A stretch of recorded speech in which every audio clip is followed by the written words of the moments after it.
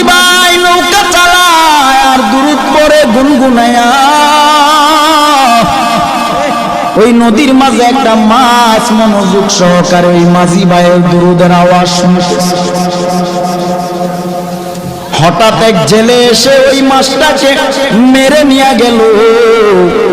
নিয়ে যাওয়ার পর বাজারে নিল, বাজারে নেওয়ার পরে বিক্রি করে। মাছটা মনোযোগ সহকারে নবীর দুরূদ শুনতেছে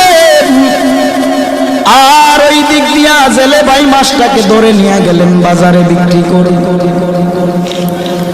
হঠাৎ করে আবু বকর বাজারের দিকে গেলেন, বাজারে যাইয়া মাছটা ক্রয় করলেন।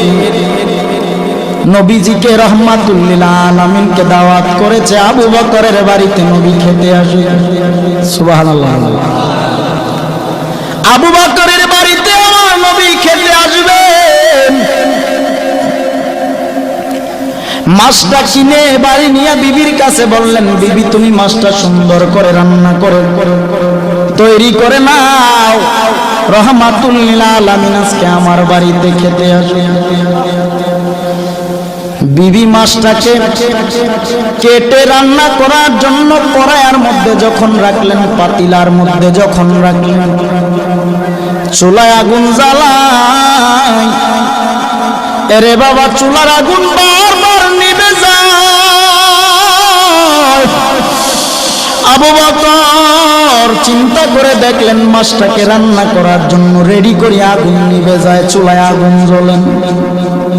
নবীকে দাওয়াত করেছি, নবী খাবে, কিন্তু মাছ রান্না করতে না পারলে নবী খাবে কিভাবে? আবু বকর নবীকে দাওয়াত করলেন, রাহমাতুল লিল আলামিন চলেন একটু আমার বাড়িতে যাবেন। নবী গেলেন।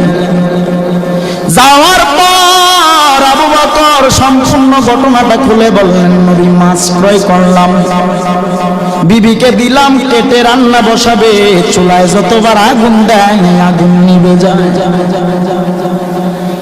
আল্লাহর নবী রাহমাতুল লিল আলামিন ডেকে বলেন, ও আবু বকর, দুনিয়ার আগুন কেন জাহান্নামের আগুন এই মাছটাকে পোড়াতে পারবে না? বলে কেন? নবী আমার ডেকে বলেন, ও আবু বকর, মাঝি নদীর মধ্যে আমি নবীর প্রেমে পাগল হয়ে দুরূদ শরীফ এই মাছটা মনোযোগ দিয়ে আমি নবীর দুরূদের আওয়াজ শুনে আমি নবীর বড় পাগল। ওই মাছটাকে তুমি এনে কেটেছো, রান্না করার জন্য নিয়ে আসছো।